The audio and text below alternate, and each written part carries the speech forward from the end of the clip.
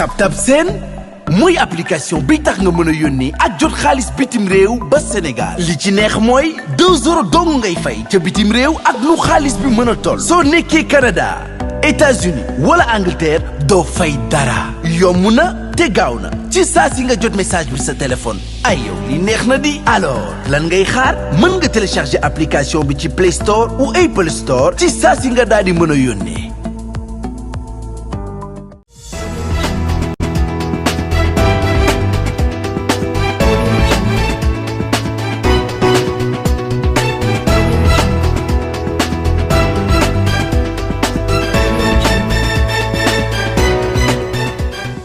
Chers amis internautes, bien le bonjour. ñu dikk ak yéen ci journal VIP wu matin bi ñu koy dooree nag ak li nga xam ne moo gën a fës ci ay xibaar. Le ministère de la justice nag moom kii di Madiambal Diagne mi ngi xamle ne il est le seul à croire à un procès de kii di Juan Branco moom nag la muy xamle ne mooy que ni le ministère de la justice moom rek moo gëm ne procès dina am contre kii di l'avocat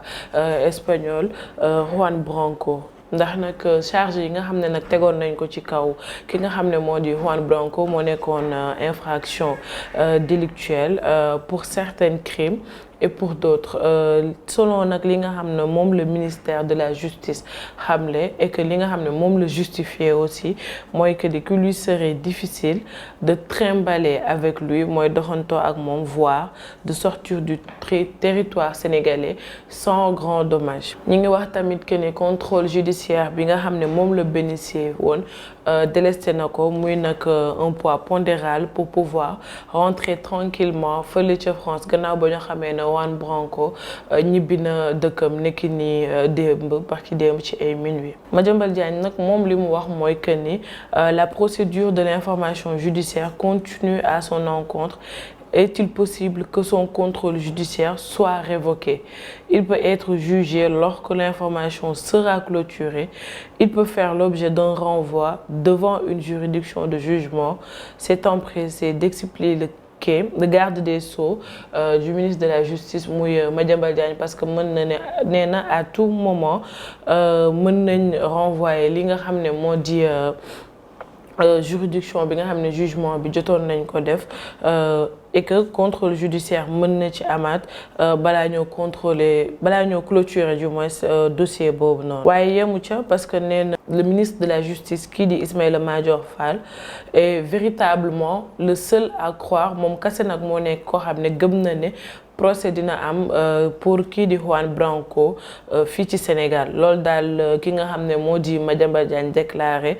mardi fële ca Twitter. fële ca Kaolack benn collision mortelle entre ñaari oto ñaari nit sax jot nañ cee ñàkk seen bakken yeneen 7 autres personnes ñoom nag ñi ngi nekkee ak ay blessés yoo xam ne daal mën nañu wax ne jéggi na dayo benn oto nag moo dugg en collision ak beneen oto kenn ci ay rescapés yi nag moom il est grièvement blessé ba tey sax mën nañu wax ne ma nga ca tiitaange googu moom nag jéega ma nga am fële ca village diggante Sikurum ak fi nga xam ne moo di Carak. ñi ngi xamle aussi que ne lii di jiyee boobu nag fa mu am c'est sur une route latérifique fële ca commune Kër Baka benn ci ay oto yi nga xam ne nag ils étaient impliqués moom ma nga jóge woon en provenance de fee nga xam ne moo di Jambour benn village boo xam ne mi ngi nekk ci commune Thiaré Kër Baka tandis que beneen bi ma nga jóge woon fële nga xam ne moo di Sikitum après nag ca lañ alerté lii di les agents de la 31e compagnie d'incendie et de secours de la brigade nationale mooy sapeur pompier ñoom nag ñoo dem ca lieu ya pour secourir li nga xam ne moo di victime yi. Maître Clédor Ly moom nag mi ngi ñëwaat ci kii di client wam di Ousmane Sonko moom nag li mu xam le ne moo di client wam arrêté wul lii di grève de la faim bi comme nag ni ko média yu bëri relaté di wax ne Ousmane Sonko arrêté na grève de la faim bi nga xam ne mi ngi ko doon def ndax ci benn note boo xam ne nag yónnee na ko fële ca Sénégal Actu ci si yenn suñu ay naataango kii di Clédor Ly moom démentir na rumeur ne sûrement Ousmane Sonko arrêté na grève de la faim ndax mi ngi wax ne mon client Sonko n'a pas arrêté la grève de la faim. L'information contraire et mensongère. Il est plus que déterminé à poursuivre cette épreuve malgré la détérioration continue de son santé. Moom nag li mu xamle ne mooy encore une fois comme ni ma ko waxee ca njëlbeen Sonko arrêté wul lii di grève de la faim wam jamono ji la gën a déterminé te dina dem ba jeex te li mu xam le ne même bu fekkee sax santé wam mi ngi gën a détérioré wu taxul Sonko arrêté lii di grève de la faim bi ndax nag grève de la faim bi moo provoqué woon lii di ab déshydratation mu provoqué début wu insuffisance rénale ak d'hypoglycémie ndax Ousmane Sonko fan yi mu toog lekkul naanul moo waral loolu waaye nag moom mi ngi ñaaxaat ñi nga xam ne ñoo ànd ak waa Pastef te ñu jàpp leen que ne mi ngi leen di laaj képp kuy patriote tey def grève de la faim instant bi na nga arrêté grève de la faim boobu noonu mi ngi remercier aussi di wax ndax Pape Alé Niang may nañ ko li nga xam ne moo di liberté provisoire waaye ba ngay xam le ne tamit lii di état santé wu Ousmane Sonko il est sur le point di jël point boo xam ne elle sera irréversible parce que organisme mi ngi nekk di dégradé wu moo tax ñu obligé ko mu des fële ca hôpital ba pour faju lii la maître Clédor li xamle. Mercato Noah Fadiga ñëpp xam nañ ko ci doomu Fadiga moom nag après contrat bi nga xam ne dañ ko résilier woon fële ca Brest muy club de Ligue 1 en français moom nag en raison de problème yu mu amoon lié à une insuffisance cardiaque Noah Fadiga nag mën nañu wax ne moom il retrouve le sourire moom il est âgé de 23 ans Noah Fadiga nag ku ko xam-xam ne mooy doomu kii di Khalilou Fadiga nekkoon le latéral droit international du Sénégal moom nag il vient de signer un contrat ak ñi nga xam ne moo di le club belge di KK Gent muy nag une excellente nouvelle pour kii nga xam ne moo di doomu Fadiga boobu moom nag jotoon naa ñëw sax ci sélection yi waaye nag ak kii di Aliou Cissé jotu ko woon retenir ci équipe nationale bi. Diamaguène Sicap Mbao benn tailleur nag boo xam ne dañ ko arrêté ak lu tolloog plus de 4 kilogrammes de li nga xam ne moo di chanvre indien di yamba moom nag bañ ko jàppee mooy au cours d'une opération de sécurisation ñi di nag les hommes du commissaire Ousmane Diop de Diamaguène Sicap Mbao ñoom nag ñoo ko jàpp ak lu tolloog 4 kilogrammes de chanvre indien moom nag ci lañ xamee ne sax ne tailleur la woon waaye nag ci tailleur googu mu doon liggéey ci côté bi ma nga doon jaay li nga xam ne moo di yamba di def traficu yamba waaye yemu ca ndax bañ ko jàppee interroger ko moom nag jot na wax ka nga xam ne moo ko doon fournir yamba boobule waaye ba ñu perquisitionné fële di këram fekkaat nañ fa lu tolloog 3 autres blocs yoo xam ne lépp yamba la defoon kooku di tailleur bi nag jot nañ ko déféré nekki ni lundi au parquet pour trafic de chanvre indien. Ismaïla Madior Fall moom nag mi ngi wax ni Ousmane Sonko a pris son petit déjeuner le matin il n'est pas malade il se reporte bien il a été transféré à l'hôpital principal de Dakar pour des soins kii di Ismaïla Madior Fall moom li mu wax nag mooy que ni Ousmane Sonko ba mu xëyee ca samedi ba dekki na et il se portait bien li tax ñu yóbbu ko fële ca hôpital principal nag mooy pour mu am ay soins la waaye kii di maître Clédor Ly moom nag dafa démentir information boobu ndax ma ngay wax ne mon client Ousmane Sonko n'a pas arrêté la grève de la faim l'information bi nga xam ne mooy circuler nag sur les réseaux sociaux elle est mensongère et que lii il est plus déterminé à poursuivre li nga xam ne moo di grève de la faim bi même si état de santé wu mi ngi gën a dégradé wu. mën nañu wax ne le traque des pastéfiens mi ngi continuer ndax kii di après docteur Seydou Diallo ak 8 autres membres yoo xam ne moo di Pastef yoo xam ne jot nañ leen a jàpp yóbbu leen fële nga xam ne fa la mbaxane doonee benn kii di maire Parcelles nag moom il a subi le même sort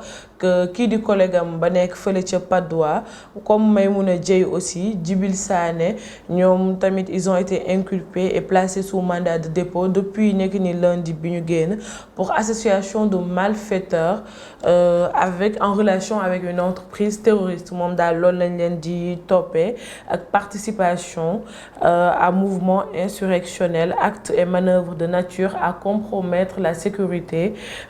publique à cause des troubles politiques. Journal Libération nag ñoom ñoo ko bind ndax nee nañ kii di le coordonnateur de PASTEF ba nekk fële ca Yëmbal moom nag jàpp nañ ko daan ko comme daane ñu daane ki nga xam ne moo di Seydou Diallo ak yeneen 8 autres membres PASTEF yi nga xam ne nag jot nañ leen a teg loxo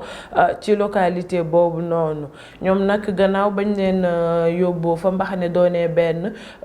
mardi par le juge du 2e cabinet du tribunal de Pikine fële ca Guédiawaye ñi ngi luy xamle ne sax ne ñoom ils étaient au nombre de 11 mais ñaar ñi nga xam ne ñoo ci joto des ñoom ils ont été inculpés sous le régime du contrôle judiciaire loolu le journal bi di Libération rapporté. Jot nañ ci xibaar ne kii di Adji Sarr moom nag dafa daw ñi nga xam ne moo di garde yi nga xam ne ñoo ko doon surveiller ñoom nag niki ni mardi ci guddi durant journée bi yëpp sax lañ mën a wax lañ gëj a am lii di ay nouvelles kii di Adji Sarr ndax nag moom ñibbisiwul këram nekki ni jàpp nañ ne di diggante ay 22h30 yooyu lañ gëj a gis kii di Adji Sarr ñoom nag def nañ ay recherche waaye gistuñu Adji Sarr te li ñu wax ne la tax mu daw moo di dañ ko tëj nee na ñi nekk prison sax ñoo ko ëpp liberté ndax moom nag dem ak dikkam yombul jamono ji te pour mu am ay visite lu jëm ci famille wam wala ay xaritam sax c'est tout un problème ba jamono gi ñuy wax ak yéen daal Adji Sarr daw na. fële ca Niger la CEDEAO ñoom nag ne nañ privilège la diplomatie sans écarter un recours à la force. muy nag mën nañu wax ne am na un bloc ouest africain boo xam ne nag moo jox la priorité à la diplomatie pour résoudre crise ba nga xam ne moo am fële ca Niger gannaaw ba nga xamee ne militaires yi jël nañ en assaut li nga xam ne moo di pouvoir ba jël ko ci loxo président ba Mohamed Bazoum ñoom nag wax nañ ne ñii di waa CEDEAO ñoom ak menace d'intervention militaire yi ñoom ils feront tout pour établir l'ordre constitutionnel mercredi à la veille d'un sommet régional. ndax nag ci guddi mardi jàpp mercredi le communiqué économique des États d'Afrique de l'Ouest di CEDEAO ñoom nag ci lañ déclaré ca benn communiqué que dinañ continuer di déployer toutes les dispositions nécessaires en vue d'assurer à l'ordre constitutionnel au Niger, c'est-à-dire ñu rétablir li nga xam ne moo di fonction ya delloo ko nag kii di le président Mohamed Bazoum gannaaw ba ñu renversé par coup d'état le 26 juillet bi ñu génn. waaye yemu ca mardi soir kii di Balotini bi nga xam ne moom mooy le président actuellement à la tête de la CEDEAO moom rassuré woon na que la diplomatie était la meilleure voie à suivre plutôt que violence bi nga xam ne moom lañ bëgg a jël pour nanguwaat pouvoir ba ca ñee di waa Niger waaye nag jot nañ ci gis tamit ne Niger fi mu ne nii jamono ji weetuñu ci xeex bi benn yoon ndax ñii di Mali rejoindre nañ leen waa Guinée aussi de même Côte d'Ivoire tamit rejoindre nañ ñi nga xam ne moo di Niger pour bëgg leen a jàppale ca xeex boobu noonu leen waa États-Unis nag am na ab délégation boo xam ne jóge woon foofu daal di dem fële ca Niger mu le secrétaire d'État Anthony Blinken moom nag il a fait savoir tey ni ki ni tey mercredi fële ca Twitter moom qu'il a eu à parler ak ki nga xam ne moo di Mohamed Bazoum assigné à résidence fële ca Niamey moom nag mi ngi koy wax ne pour exprimer nos efforts continus pour trouver lii nga xam ne moo di solution pacifique face à la crise bi nga xam ne ñu ngi koy dund fële ca Niamey actuellement. waaye ba tey yemu ca kii di monsieur Blinken moom nag il a estimé mardi ci benn interview bu mu amal fële ca BBC moom mi ngi wax que ne le départ forcé de ki nga xam ne moo di Mohamed Bazoum n'avait pas été fomenté par la Russie ou par Wagner, mais avertit que le groupe russe mercenaire essayerait d'en tirer profit moom nag li mu xamle ne moo di Bazoum gannaaw nag beaucoup d'état amee fële ca Niger nee na nag loolu daray loxo Russie dugg ci wala lii di Wagner waaye nag li mu avertir moo di groupe russe yu mercenaire bi ñoom nag dinañ ca jéem a profito pour tirer ca lii di profit. Chers amis internautes lii moo fi jotoon ruusandi ci xibaar ñu leen di jox dig daje d'ici demain à la même heure. D'ici là, portez-vous bien et restez scotchés à la suite de nos programmes, là où on vous informe juste et vrai. Portez-vous bien.